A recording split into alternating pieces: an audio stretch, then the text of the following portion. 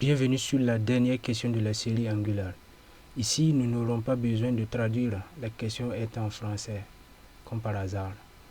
On vous demande de créer un composant Angular simple nommé counterComponent ayant counter tiré de 6 components pour sélecteur. L'objectif de ce composant est de prendre un message en input, lire une valeur d'intervalle saisie par l'utilisateur entier en millisecondes, envoyer le message en tant qu'événement de manière périodique vers son output. Au niveau du HTML, le composant est composé d'un champ input avec id égale intervalle input et d'un bouton button avec id intervalle set button. L'utilisateur peut modifier l'intervalle en saisissant une valeur dans le champ puis en cliquant sur le bouton. Le composant doit avoir décorateur, donc input, nommé message, et un décorateur output nommé tick. Il doit générer des événements de type string vers tick à intervalles réguliers correspondant à la valeur saisie par l'utilisateur.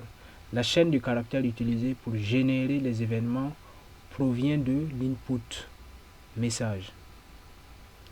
Le composant doit être capable de gérer les changements du message et les changements de la valeur de l'intervalle. Donc nous allons voir le code.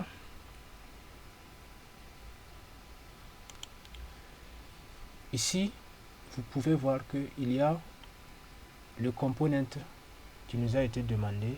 Donc avec l'input, donc nous pouvons voir bien. Donc on utilise un binding ng model intervalle et le bouton donc avec les identifiants demandés.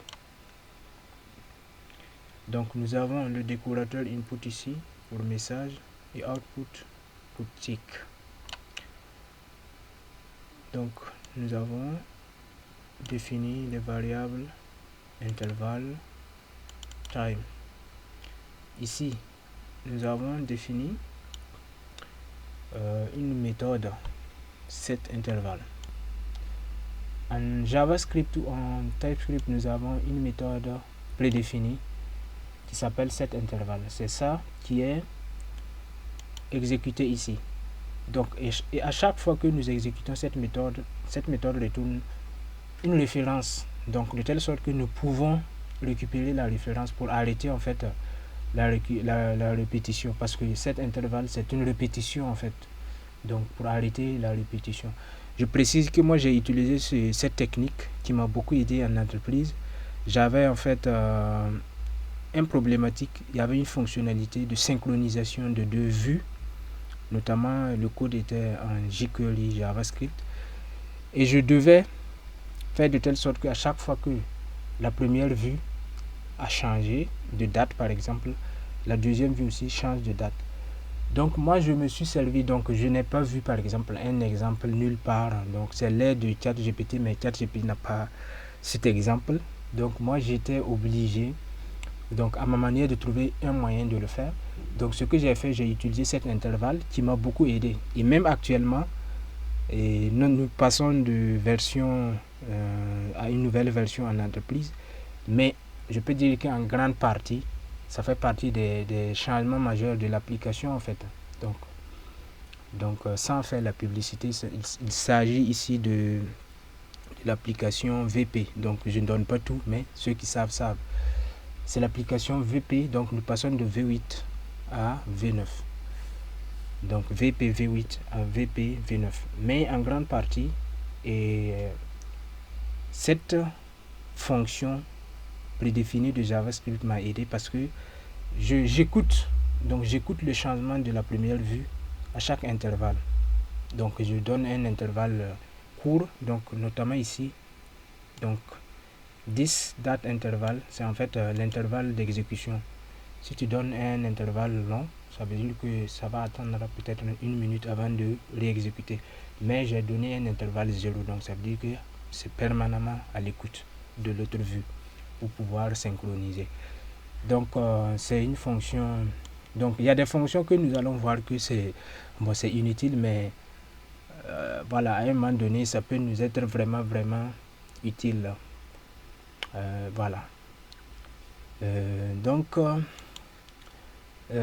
ici, nous récupérons la référence de l'exécution parce que nous pouvons vouloir arrêter la répétition de l'exécution. Donc là, si nous avons l'identifiant, nous pouvons passer l'identifiant pour arrêter. Donc notamment ici, on arrête avant de recommencer avec la fonction pour l'exécution. Donc ça c'est la partie counter. Maintenant il y a le display. Donc la partie display, donc nous appelons, voilà, nous ajoutons hello world et ensuite voilà, avec le output qui est défini tick, nous allons pouvoir afficher donc la valeur chaque fois que la valeur est changée, parce qu'il y a une incrémentation qui est faite. Donc voilà l'incrémentation. Donc à chaque fois que on affiche le message, il y a une incrémentation qui est faite. Donc app component appelle display component et display component appelle counter component, et voilà, nous allons passer voilà à l'exemple.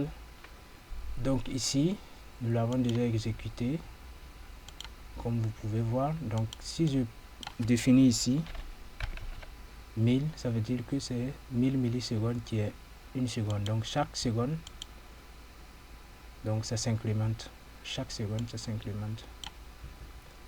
Maintenant si je veux que ça passe vite, donc ça veut dire 100 millisecondes, chaque 100 millisecondes ça va faire. Donc vous allez voir que ça va être incrémenté plus rapidement. Voilà, ainsi nous achevons la série de Angular.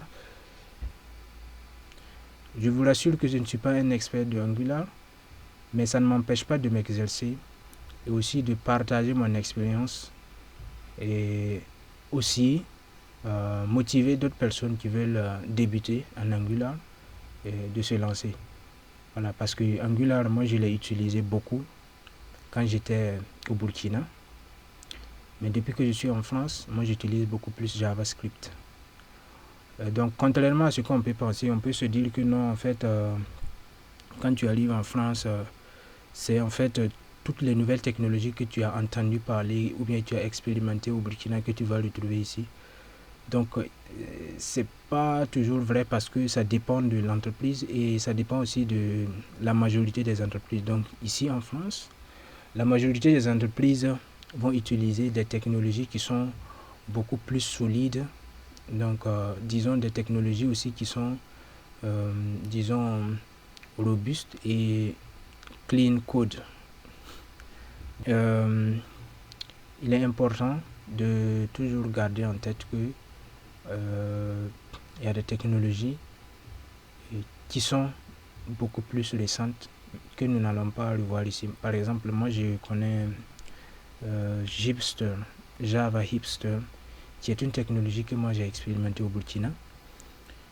C'est vraiment, je peux dire que c'est vraiment à la pointe du Java quoi, parce que ça utilise du Spring, donc ça utilise du Spring Boot et Angular et React en même temps. Donc ça te permet d'aller très vite, mais le problème est que c'est nouveau, donc pas beaucoup de personnes, donc c'est nouveau, beaucoup de personnes ne connaissent pas ça, n'ont jamais utilisé ça. Par contre, c'est un Français qui l'a développé. Et je peux vous montrer ça. Hipster. Donc ça, c'est un Français qui l'a développé, mais je vous rassure qu'il y a des milliers de développeurs en France qui n'ont jamais entendu parler.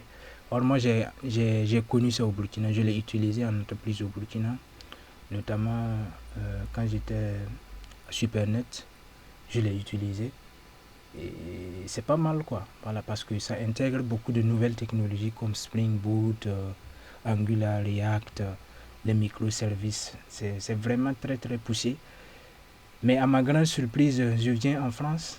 Lors de mes entretiens, quand je parle de ça, personne ne me connaît. Et en conclusion, moi je me dis que le fait que beaucoup d'entreprises n'utilisent pas par exemple ce genre de technologie, donc ça te permet en fait de faire de générer en fait une application basique, donc de générer le CRUD de ton application. Vous avez vu que j'ai fait un tutoriel sur le CRUD avec Spring Boot. Donc si tu utilises Gipster, tu génères un CRUD avec Angular par exemple. Donc il y a le back-end, il y a le front-end, tout est déjà lié. Si tu veux aussi, tu peux faire avec des microservices. Donc, et tout est déjà intégré et ça te permet d'aller vite. Mais l'inconvénient aussi est que si tu ne connais pas, par exemple, la relation que le back-end a avec le front-end, tu peux utiliser ton Gipster, ça marche, tu es content. Mais lorsque tu veux changer quelque chose, donc au niveau de sécurité par exemple, tu vas te dire, tu vas galérer un peu pour retrouver c'est quelle partie qui fait quoi. Donc comment les choses sont liées. Donc mieux vaut d'abord faire comme ce que j'ai fait le tutoriel sur le CRUD. Donc tu connais le CRUD de manière séparée. Ensuite, tu peux passer à utiliser des technologies comme ça. Mais aussi, l'autre inconvénient est que ce n'est pas seulement que le développeur à un moment donné va se perdre dans ce qu'il fait avec la génération de CRUD, mais aussi l'entreprise ne va pas vouloir utiliser des lignes de code qui ne servent à rien. Parce que si tu génères une application CRUD avec, disons, une application monolithique ou bien même un microservice avec Gipster, donc tu utilises le JDL ici que vous voyez là. Si tu utilises le JDL, tu peux rapidement, vous allez voir le JDL Studio. Nous allons voir. Donc, avec ça, tu as rapidement donc tes entités, les relations UML. Donc tu as ta modélisation UML que tu peux directement générer en microservice ou bien en monolithique. Mais disons, même si c'est un microservice que tu génères ton application CRUD avec ces relations UML, donc qui est appelé ici GDL. Donc le problème aussi qui se pose, ce n'est pas seulement que tu vas être, tu peux te perdre dans en fait dans l'immense du code qui sera en fait généré par Gipster, mais aussi le fait qu'il y aura des codes qui seront générés que tu es susceptible d'avoir besoin dans le futur, mais pas immédiat. Donc en entreprise, on n'aime pas ça. Donc tout code que qui est écrit doit être disons référencé. Donc tu dois savoir ce que ce code fait et tu dois pouvoir expliquer à un développeur qui va te remplacer ce que ce code fait. Et on ne doit pas avoir du code donc messy. On ne doit pas avoir du code qui ne serve à rien. Donc c'est là le jour que tu as besoin que tu vas utiliser, non. Donc s'il y a du code qui est écrit, donc ça veut dire que c'est utilisé. Donc c'est comme ça que ça fonctionne en entreprise et c'est normal. Donc mais avec Gipster, tu vas générer des milliers de codes et ce que tu vas utiliser peut-être c'est la moitié. Donc c'est la moitié du code qui va te servir et l'autre moitié peut-être même que tu les as même pas lus. Et ça me ramène à un autre sujet. Donc nous sommes à l'ère des IA. Donc j'ai utilisé les IA pour la génération de code, pour par exemple demander à l'IA de m'écrire une petite application pour faire telle chose. Ça marche, mais le problème est que, donc ça marche, mais le problème, je vais dire, en tout cas, ça peut être vu de manière négative pour les personnes qui ne sont pas des développeurs, qui veulent utiliser l'IA pour développer leur application. Moi, je dis que c'est dommage parce que l'IA ne va pas générer des codes dont toi, l'utilisateur, tu ne sais pas ce que ce code fait et tu acceptes seulement. Peut-être que ça te retire des sommes. Si c'est par exemple un code lié à des transactions, ça va te retirer des centimes. Chaque transaction que tu fais, ça retire des centimes, mais tu ne sais pas.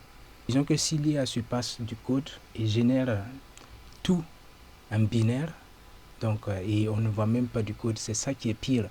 Donc, ça veut dire que l'application, l'IA va générer une application qui marche, mais on ne sait pas en fait en réalité ce qu'il fait. Donc, peut-être qu'il fait des choses en background, peut-être qu'il envoie des requêtes pour vendre nos données avec une autre entreprise que nous ne savons pas, ou bien, bon, pas vendre même, donner à une autre entreprise.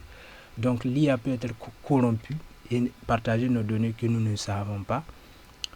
Donc l'application générée par l'IA ne sera pas en fait une réalité. Il y aura toujours une personne qui va être responsable de ce que l'IA fait. Sinon, moi j'ai vu, qu'il y a Divine, donc il y a des youtubeurs qui ont présenté Divine. Ça permet de vraiment générer du code vraiment que même actuellement il y a des développeurs en entreprise qui ne peuvent pas faire ce que Divine fait. Et donc mais ça ne veut pas dire que Divine va remplacer l'humain en fait. Il y aura toujours l'humain qui sera responsable de ce que Divine fait par exemple. Donc on va toujours responsabiliser une personne. Donc les chefs d'entreprise ne vont pas se mettre à se responsabiliser de ce que l'IA fait. Ils vont prendre toujours quelqu'un qui va s'en charger. Donc nous ne pouvons pas nous inquiéter les développeurs. Nous n'avons pas à nous inquiéter. Il y aura toujours des développeurs qui vont utiliser l'IA pour accélérer leur travail, pour mieux gérer leurs tâches et non pas se faire remplacer par l'IA. Ce n'est pas possible. Donc sur ce mot, je vais m'arrêter ici. On se donne rendez-vous sur la prochaine série.